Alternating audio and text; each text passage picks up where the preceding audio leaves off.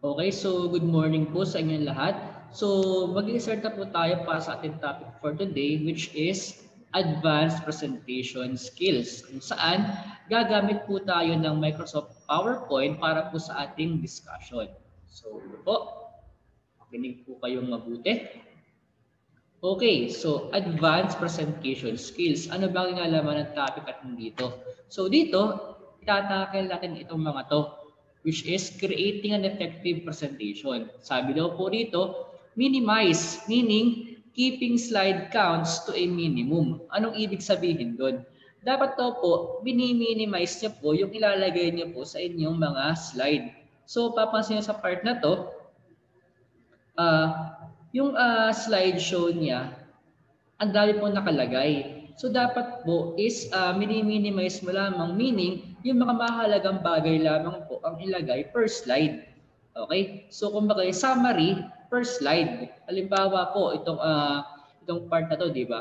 Kung mapapansin nyo rito, pagkahaba-haba. Ito, yung mahalagang bagay lang ang nilagay niya roon sa slide niya. Okay, parang summary. Okay? So nasa ganun po, nakafocus pa rin po yung audience or yung viewer is doon sa presenter rather doon po sa PowerPoint presentation. Okay, kumbaga, ang nilalagay mo lamang po rin sa mismong slide is yung mga important details lamang. Okay po. At syempre din, kasi pag hindi mo siya minimize, mapansin nyo dito, halimbawa po, nagpa-present kayo sa isang board meeting, hindi kaya naman po sa klase. Pag ganito kahaba po yung nasa slide ninyo, hindi na yun makikita noong nasa likod.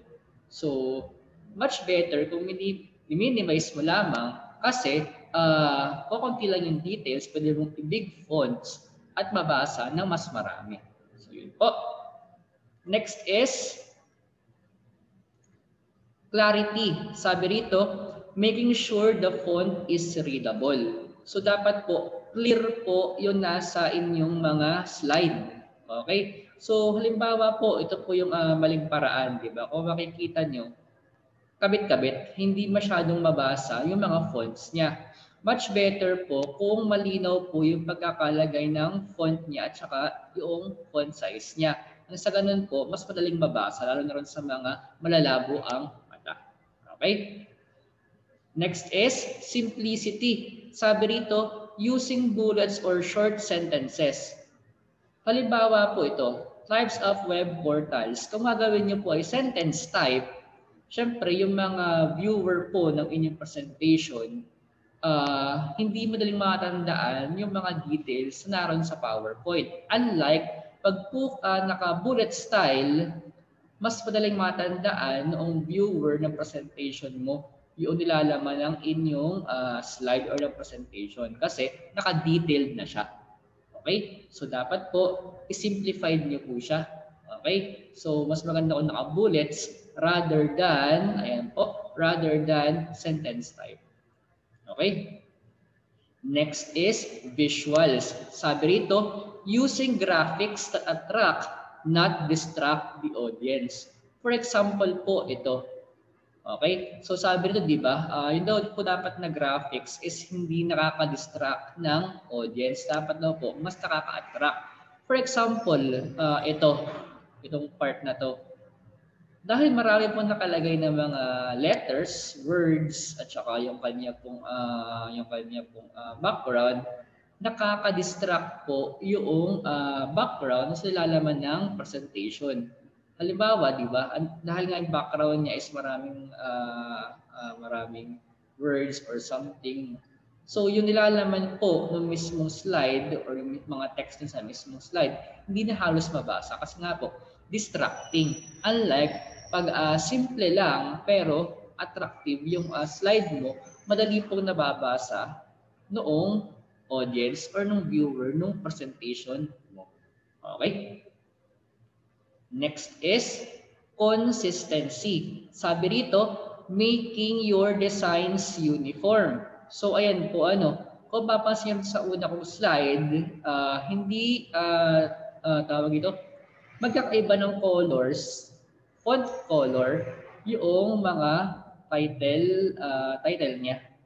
Okay? So yung intranet, yung extranet, tsaka yung groupware. Dahil nga po magkakaiba ng font color, wala siyang consistency. Kumbaga parang hindi siya mukhang presentable kasi parang elementary yung gumawa. Okay? Kung papansin nyo rin po yung kanyang font size, hindi rin po magkakaparehas, wala consistency. So parang pagtitingnan, hindi siya professional tingnan. Unlike kung may consistency yung inyong presentation, ayan po. So kung yellow yung ginamit nyo, gawin nyo na rin yellow at saka kung ang font size na ginamit nyo dito is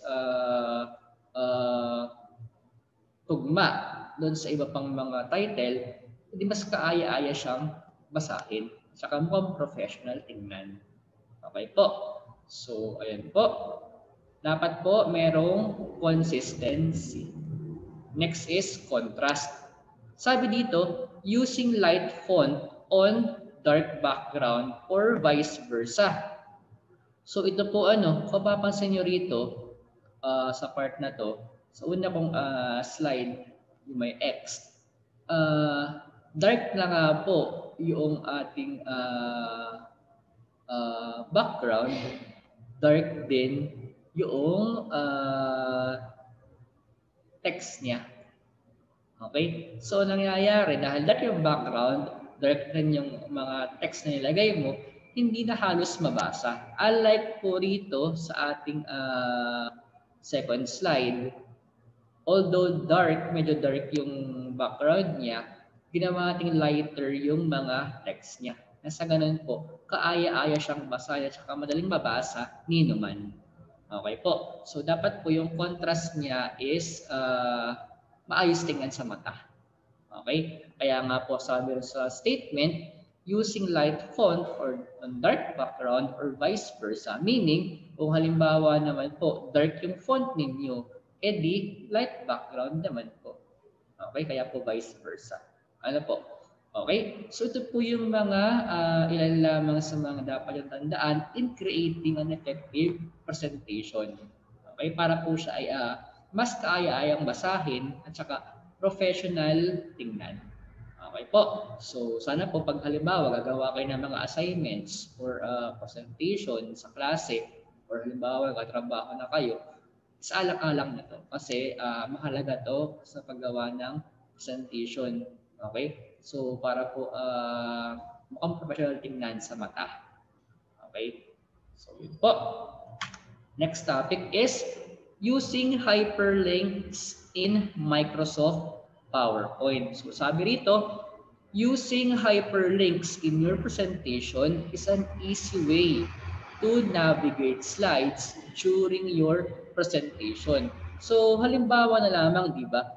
Itong topic kong itong creating an effective presentation. Ano napansin niyo? Di ba naka-hyperlink yung mga words na to, yung minimize, clarity, simplicity, visuals, consistency, and contrast. Yung mga keywords niya is naka-hyperlink. So ano ba ang function noong hyperlink? Di ba sabi nga rito, easy way to navigate slide during your presentation. Parang ganito. Halimbawa, click ko yung minimize. Pupunta siya sa example ng minimize. Di ba? Okay? So, ayan po. So, ito yung mali. Ito naman po yung tama, minimize. Pag click ko itong X, babalik dun sa main menu. Halimbawa naman, i-click ko yung clarity. Pupunta siya sa example ng clarity. Pag click ko po yung X, babalik dun sa main menu. Meron na simplicity, sa visuals, consistency. Kumbaga yung X, siya nagsisilbing back button. And then, contrast. Okay? So yung X na representa yung back ball at the same time, X as in mali ito nasa first slide na to. Ito naman po yung tama nasa kanan. Okay? So ayan. So nabalik po na sa main menu. Ibig sabihin, gumamit po ako ng hyperlink. Okay? So ngayon, paano ba gumawa ng hyperlink sa Microsoft PowerPoint? Na sa ganun po, ma-try nyo din po siya sa inyong mga presentation. Okay? So paano nga ba gumamit nito? So ito po 'yon.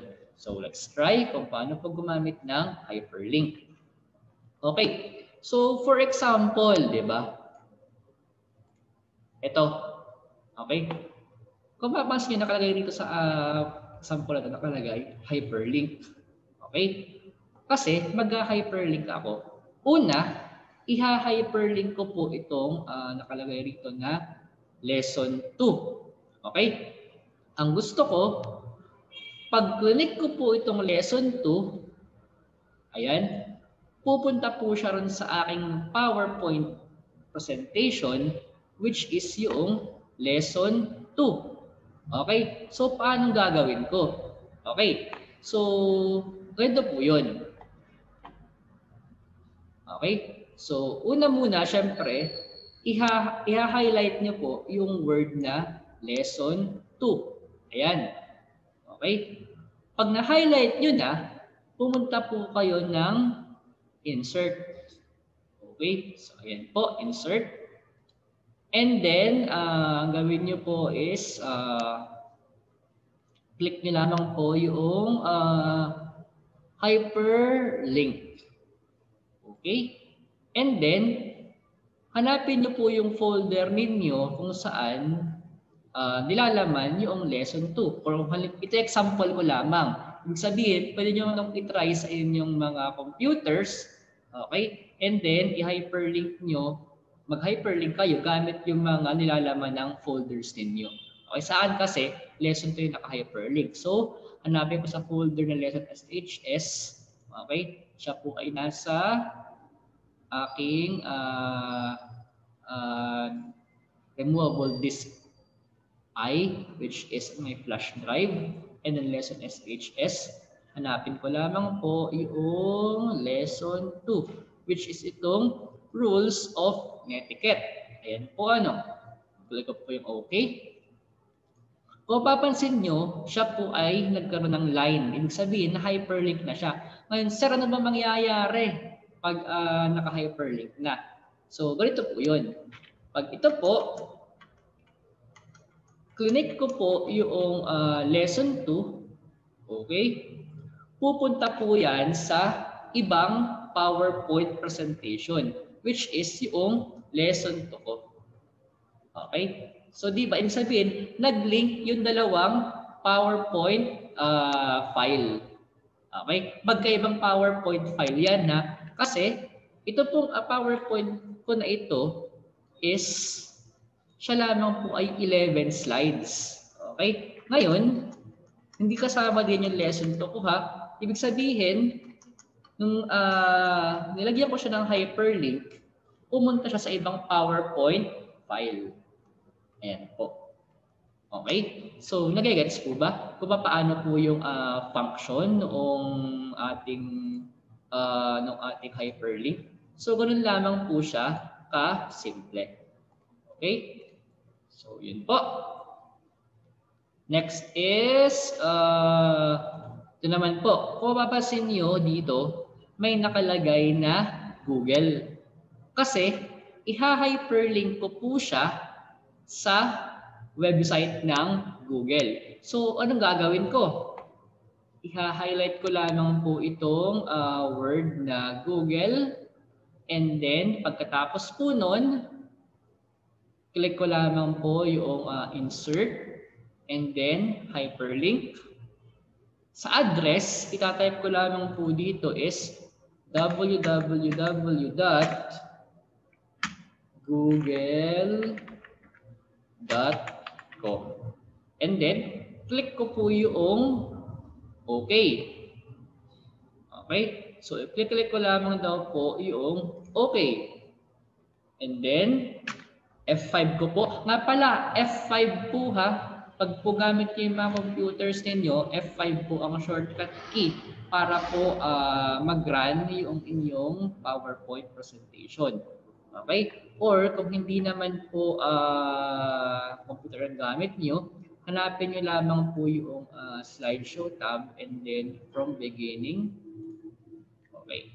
So, try natin. Okay. Click ko po yung lesson 2. Okay. Escape ko po. And click ko naman po yung Google. So dapat po pupunta yan sa website ng Google. So try natin. Okay, so naglo-loading pa siya. Ayan, habang naglo-loading. Okay, ayan. Wait lamang.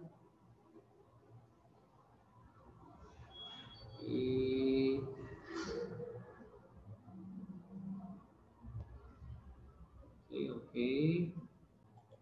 So, lalabas po ito. Revocation information for the security certificate for this site is not available. So, do you want to proceed? So, try po natin. Yes. Kailangan po natin pumunta yan sa website ng Google. Okay. So, ayan po. Nasa website na tayo ng Google. Meaning, hin-hyperlink lamang po. Okay, gamit po ang PowerPoint to Google.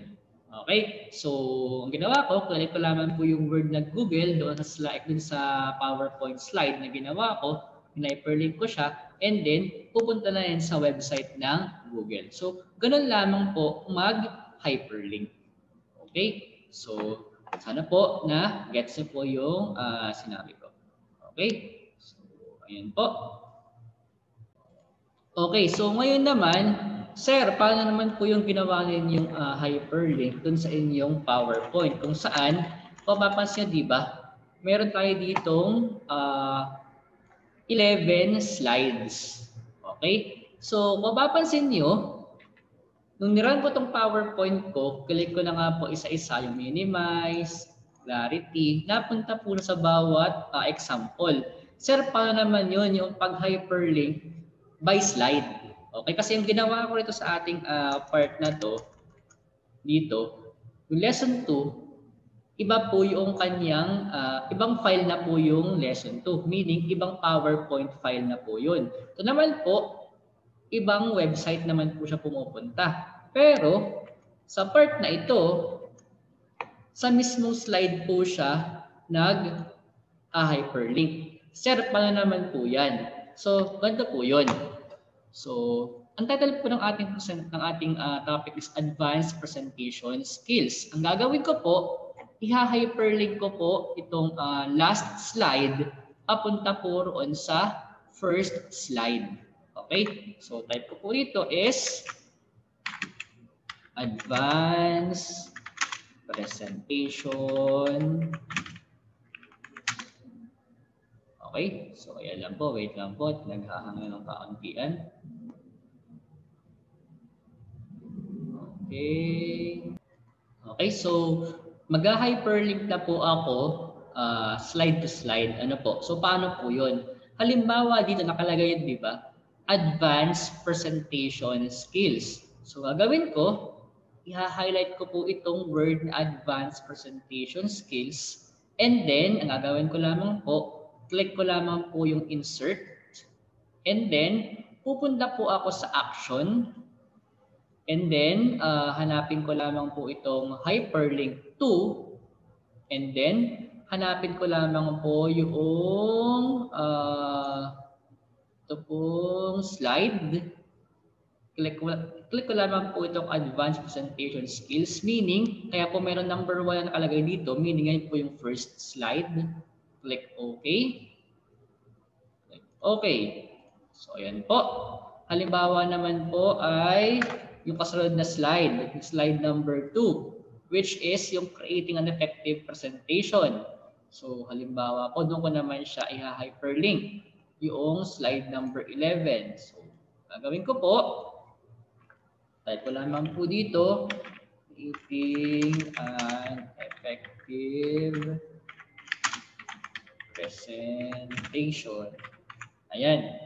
So, i-hyperlink ko lamang po siya ulit, same process, insert, action. So, kanina di ba, doon sa nung nilink ko po yung Google tsaka yung lesson 2, insert hyperlink yung ginawa ko. Ito naman, insert action.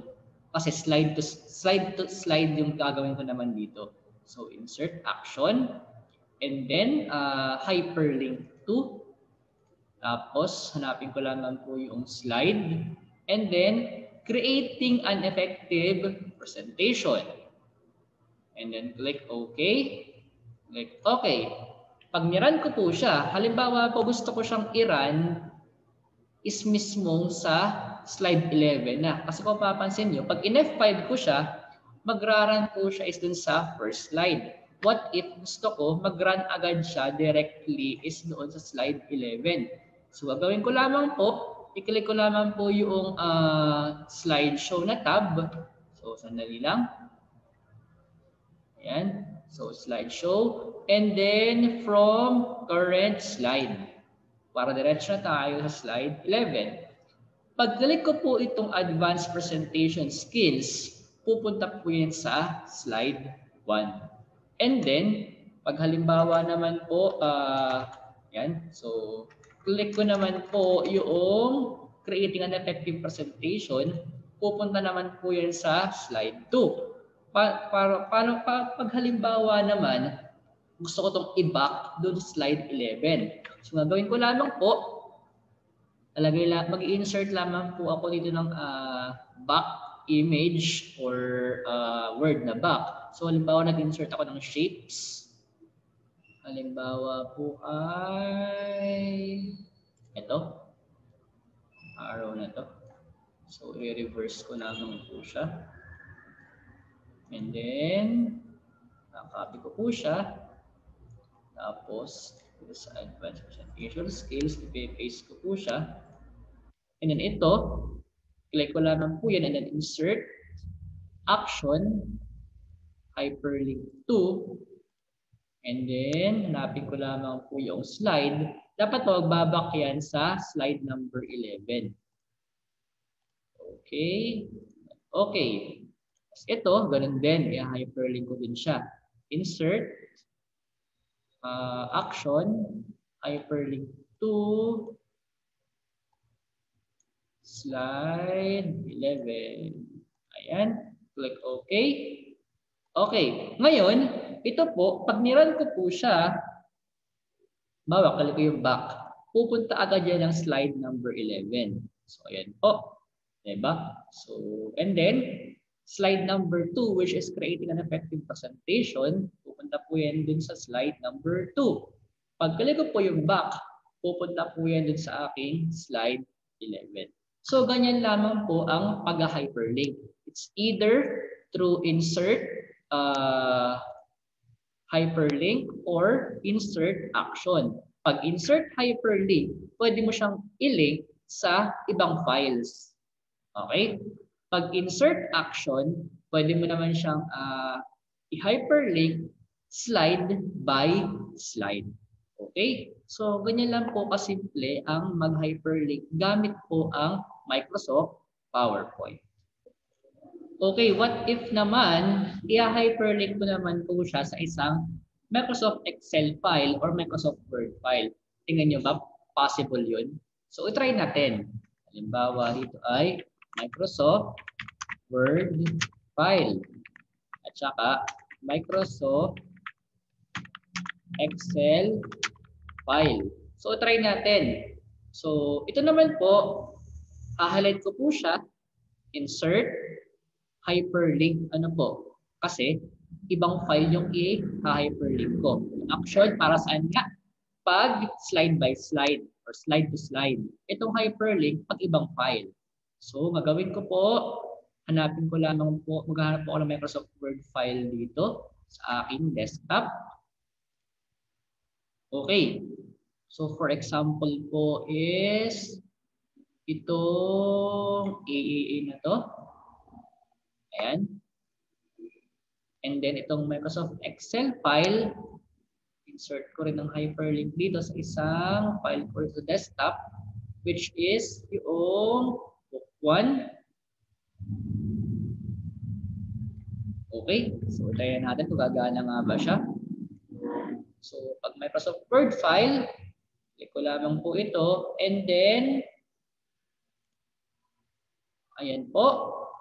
Makita nyo. So, siya po ay nag-link sa isang Microsoft Word file. Okay? So, next.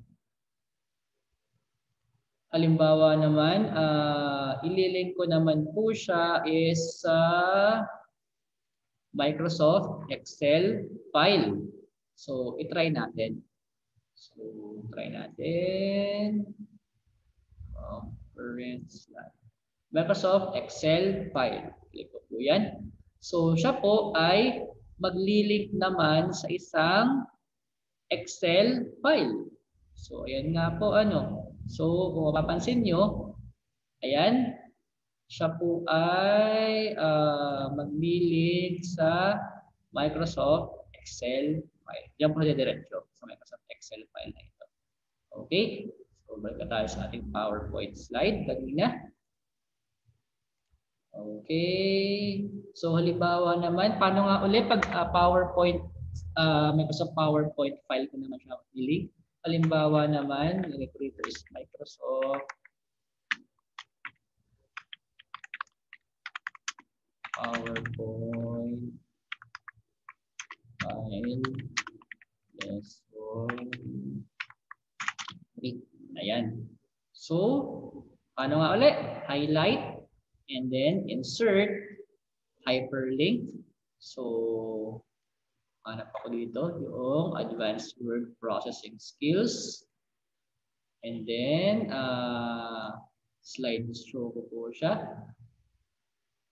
Current slide. So, pag-click ko po ito, pupunta po yan dun sa aking lesson 3 ng lesson ko, which is advanced word processing. Try ko nga po.